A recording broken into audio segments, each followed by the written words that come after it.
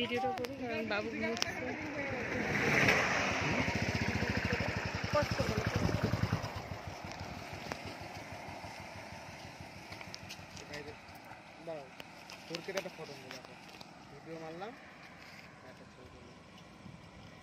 अरे एकदम ब्रेक मारते मारते যেটা পয়সা রিটার্ন কি বাড়িতে হবি না চ একবার যে ওখানে দাঁড়াবো